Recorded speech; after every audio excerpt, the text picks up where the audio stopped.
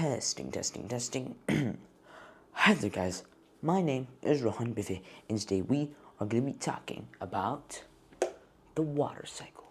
Today we are going to be talking about what is the water cycle, okay? So we know water, okay? Water is one of the most basic elements of nature and is the main source of life on Earth, okay?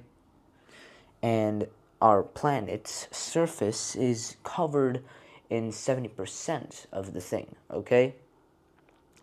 Now, this 70% of the surface is covered with water, right? But only 0.05% of the water actually adds up to the Earth's mass, okay? The total volume of all the water in the Earth is about 1.386 billion cubic kilometers, okay? And that's just an estimate, okay? And out of that volume, 97.5% of the water is salt, 2.5% of the water is fresh, and out of the fresh water, only 0.03% of that fresh water is actually groundwater, okay? And as we know, water is like the main source of life. So today we're going to be learning about what the water cycle is. So the water cycle has 5 stages, okay?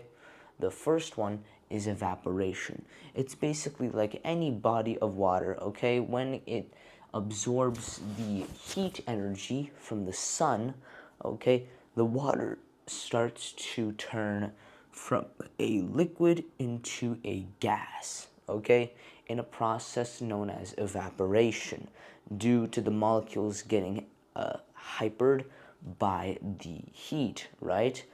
And because of that, it turns from a liquid to a gas, hence it goes through evaporation and rises up. That's where phase 2 of the water cycle is, condensation. So when all that water, okay, rises up, it eventually, due to the atmosphere having a cool temperature, okay, it has a cold temperature, the water vapor, okay, eventually turns into tiny particles of droplets, ice, and other stuff like that, okay? And eventually these tiny particles group up and form clouds, okay?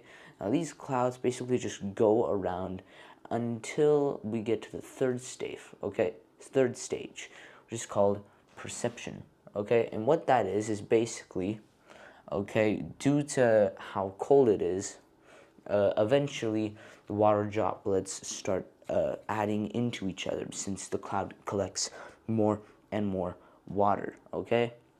So as it collects more, and if it reaches any like high altitude places, due to how cold it is and all the heat energy leaves out of it, and the air can't hold up all the water, it has to just go down, so it turns into rain.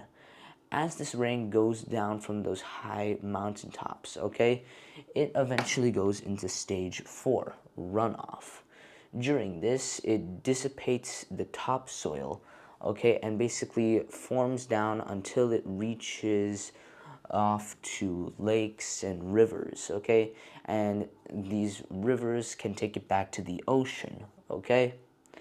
And part 5, okay, persecution, basically what this is it basically, in some cases, okay, in like rivers and lakes and stuff, some of the water can actually seep down into the ground and it can turn into groundwater, okay? So that's how groundwater is formed, and the rest of the water goes back to the ocean and then evaporates, and the whole thing repeats itself, okay? That's basically the water cycle, and that's basically it.